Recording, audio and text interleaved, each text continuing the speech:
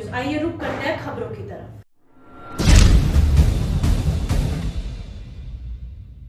उत्तर प्रदेश गाजियाबाद में आगामी विधानसभा चुनाव को लेकर राष्ट्रीय लोकदल के राष्ट्रीय अध्यक्ष जयंत चौधरी की गाजियाबाद के मुरादनगर में पहली जनसभा हुई, जिसमें जयंत चौधरी उत्तर प्रदेश सरकार के मुख्यमंत्री योगी आदित्यनाथ पर किसानों पर अत्याचार के बारे में जमकर बरसे और साथ ही उन्होंने सरकार बनने पर हर वर्ग के लोगों को उच्च शिक्षा और समानता अधिकार देने की बात कही। जयंत चौधरी ने कहा कि मुख्यमंत्री योगी आदित्यनाथ अब आगामी विधानसभा में हार का सामना के बाद सिर्फ गौशाला में नजर आएंगे। जयंत चौधरी की जनसभा की बात की जाए तो भारी तादाद में लोगों का हुजूम इस जनसभा में उमड़ा हुआ था, जहां लोग जयंत चौधरी की एक झलक पाने के लिए बेताब दिखे। वहीं मोदी नगर के पूर्व विधायक पंडित सुदेश शर्मा ने भी योगी सरकार पर जमकर बरसे।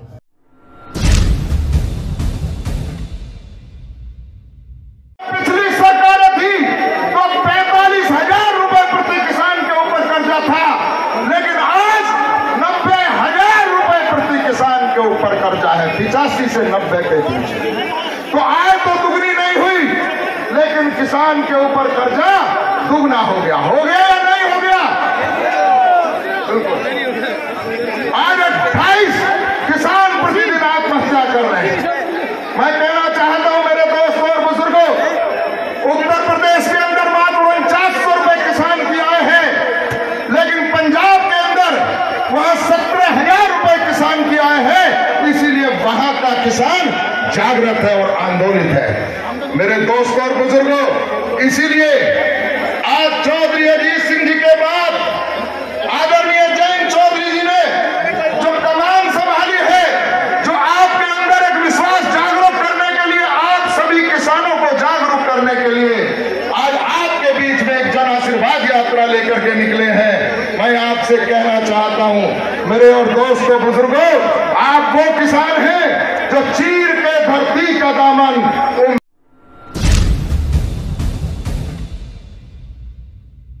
चल रही है। गंगा यमुना डुबकी तो छोड़ दीजिए, आचमन करने लायक भी नहीं रही। आचमन भी नहीं करेंगे। क्यों? क्योंकि हमारे शहरों का और ग्रामीण कस्बों का और गांवों का भी जो कचरा मैला है वो सीधा नदी में जा रहा है। 707 शहर, नगर पंचायत, नगर पालिका परिषद उत्तर प्रदेश में है। हमने तय किया है कि 2030 तक प्रत्येक में घर टू घर सीवर लाइन बिछाने का काम, सीवर ट्रीटमेंट प्लांट देने का काम हमारी सरकार करेगी। हम योजना भी बनाएंगे और संसाधन भी देंगे ताकि समय रहते ये काम हो।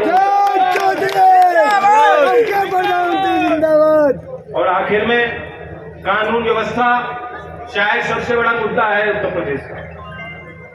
योगी जी ने चलाई है 1 डिस्ट्रिक्ट 1 प्रोडक्ट स्कीम। अभी कंगना रनौत को बना दिया ब्रांड एम्बेसडर। 1 डिस्ट्रिक्ट 1 प्रोडक्ट तो पता नहीं, 1 डिस्ट्रिक्ट 1 क्राइम स्कीम चल रही है। सब जिलों के बट एक एक अपराध आता है, लेकिन ये गाजियाबाद ने तो सारे काम कर लिए। गाजियाबाद में सारे अपराध है, चेन स्नैचिंग से लेके किडनैपिंग से लेके मर्डर। बताओ, रोज आपका अखबार पटा पड़ा है। कैसे सुधार होगा? पुलिस व्यवस्था में सुधार कैसे लाएंगे? क्या दोष पुलिस कर्मियों का है? दोष इनको नहीं दिया जा सकता। दोष उनको दे सकते हैं जो ठोक दो चिल्लाते हैं, लेकिन सुविधा के नाम पर, प्रशिक्षण के नाम पर, संसाधन के नाम पर उन्होंने हमारे पुलिस तंत्र को मजबूत करने के लिए एक उंगली नहीं उठाई। चौधरी चरण सिंह जी ने देश में पहला राष्ट्रीय पुलिस आयोग का गठन किया था और वर्दी पहने हमारे भाइयों का बहनों का मनोबल ऊंचा रहे। हमने तय किया है इनकी ड्यूटी निर्धारित होगी। दूसरे प्रदेशों में जहां भर्ती की उम्र 27 साल तक भी है, हमारे यहाँ कट ऑफ 22 साल पे खत्म हो जाता है। उस 22 को जनरल कैटेगरी के लिए कम से कम 28 वर्ष तक हम करेंगे ताकि हमारे नौजवान भर्ती हासिल कर सकें। बॉर्डर स्कीम को समाप्त करके और ये शिक्षक समाज और पुलिस तंत्र 2 वर्गों के लिए हमने सोचा है। दोनों की ड्यूटी बहुत कठिन है। बहुत महिलाएं मास्टर हैं, परिवार गाजियाबाद में रहता है, ड्यूटी गाजीपुर में लग गई। कैसे करूं? उनके मनोबल पे फर्क पड़ता है इन बातों का। हमारी सरकार बनेगी तो बॉर्डर स्कीम खत्म करके गृह जनपद, पास के जनपद में आपकी नियुक्तियां, आपकी पोस्टिंग हो सकेगी।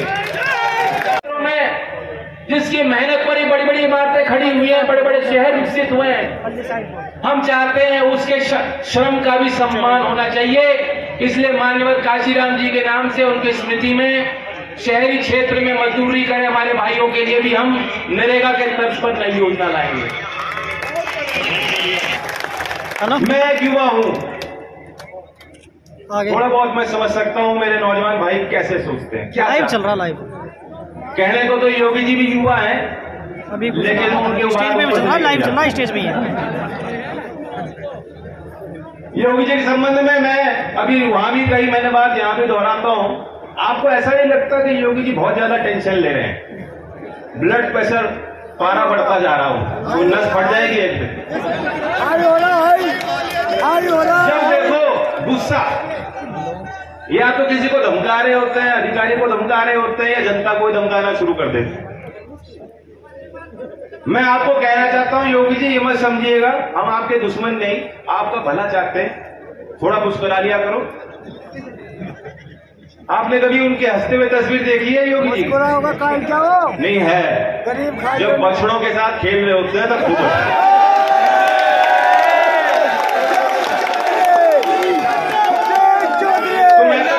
योगी जी को मुक्ति दें। कहां इतनी फाइल पकड़ा दी, उनके सामने इतनी फाइल रख दी, वो तनाव उनसे झेला नहीं जा रहा। उन्हें फ्री किया जाए ताकि वो बछड़ों के बीच रहे, पूजा पाठ करें 24 घंटे। आज के आधुनिक विषय दुनिया में बात हो रही है आर्टिफिशियल इंटेलिजेंस की। यहां ड्रोन उड़ रहा था अभी, ड्रोन टेक्नोलॉजी की, ब्लॉकचेन टेक्नोलॉजी की। अब योगी जी को जाके कहेगा आर्टिफिशियल इंटेलिजेंस, ब्लॉकचेन, मुझे तो नहीं लगता उन्हें बात समझ में आएगी। और इसलिए हमने फैसला किया है कि हम शिक्षा व्यवस्था में व्यापक सुधार करने की जरूरत है। मैं जानता हूं कोरोना काल में यहां अभिभावकों की बहुत बड़ी समस्या थी।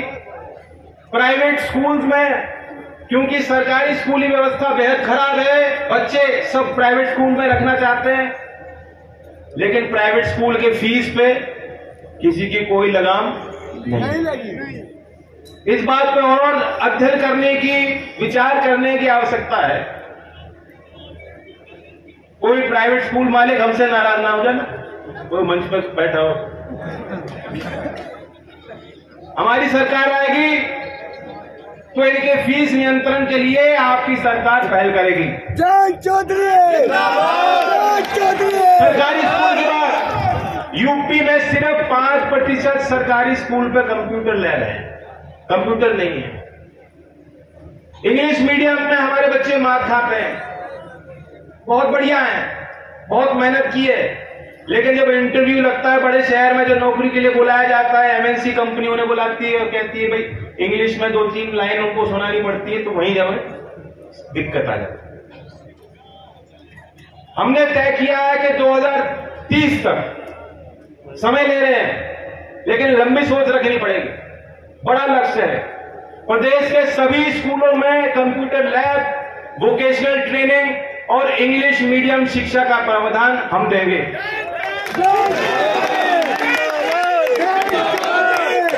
मैं ड्रोन की बात कर रहा था। साउथ एशिया में ऐसी यूनिवर्सिटी नहीं है कहीं, चीन में ऐसी संस्थाएं हैं। मैं चाहूंगा हमारे पश्चिमी उत्तर प्रदेश की धरती पे हम सबसे पहली एक ड्रोन यूनिवर्सिटी की स्थापना करें जो इस टेक्नोलॉजी को विकसित करे।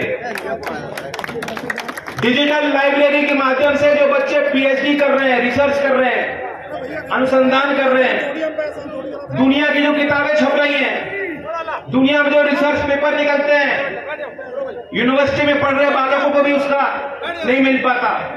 हम चाहते हैं डिजिटल लाइब्रेरी के माध्यम से निःशुल्क जो भी ग्लोबल स्टैंडर्ड्स हैं, जो भी ग्लोबल डेटाबेस हैं, उनकी मेंबरशिप हमारे बढ़ रहे छात्रों को दिलाई जाएगी। और क्योंकि हम शहरी क्षेत्र में हैं, मैं यातायात की व्यवस्था के संबंध में और सीवर लाइन के संबंध में कुछ कहना चाहता हूं। बस की क्या स्थिति है? जो रोडवेज की बस चलती, बताओ क्या हालत है। योगी जी ने घोषणा की है कि 700 ई बस चलेंगी 14 शहरों में। 700 इतने बड़े प्रदेश में, इतनी बड़ी आबादी में, जहां इतनी बड़ी सड़कों का जाल है, आवागमन है लोगों का, 700 बस से कोई कुछ नहीं होने वाला। यूपी रोडवेज की 11,000 बसें हैं। हमने लक्ष्य तय किया है कि 2030 तक सारी यूपी की बसें बिजली से संचालित होंगी, ई बस होंगी, और 11,000 को बढ़ा करके कम से कम 25,000 बस को हम खरीदने का काम करेंगे।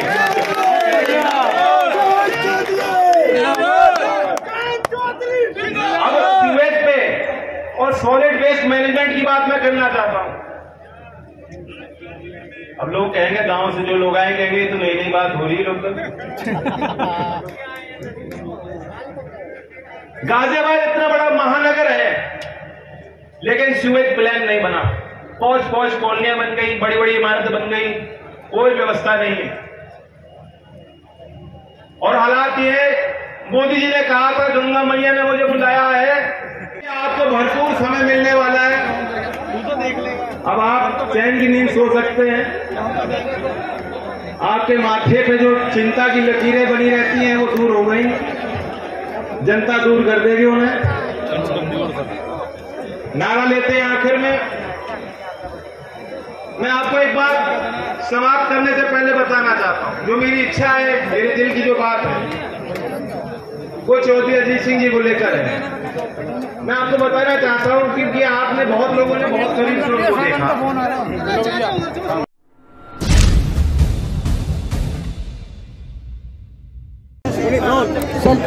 अरे रुक जा 2 मिनट, सही आईडी पकड़ना। एक मिनट, यहाँ से क्या मैसेज आप दे रहे हैं? मैसेज यही है कि उत्तर प्रदेश का वह नौजवान जो प्रतिभाशाली है, जिसने सपने आईडी दिखाओ, हमारे साथ जुड़ा। हमारा अपना एक इतिहास,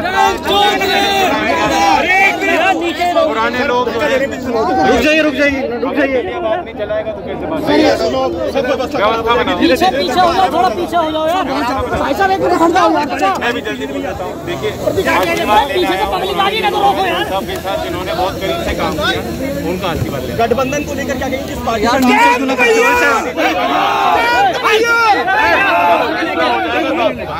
कितनी सीटों पे अभी सीटों का मसला नहीं, हम मुद्दों पे हम बात कर रहे हैं।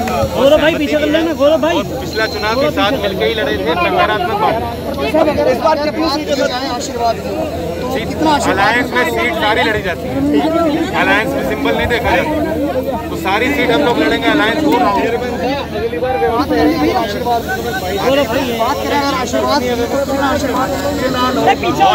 समर्थन मिल रहा है लोगों के। और इस बार पश्चिम उत्तर प्रदेश की अगर बात करें तो कितनी सीटों भाई तुमने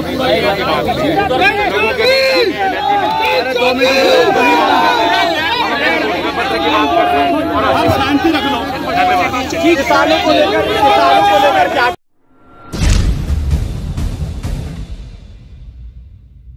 आज के लिए खबरों में बस इतना ही। कल फिर होगी आपसे मुलाकात। नमस्कार।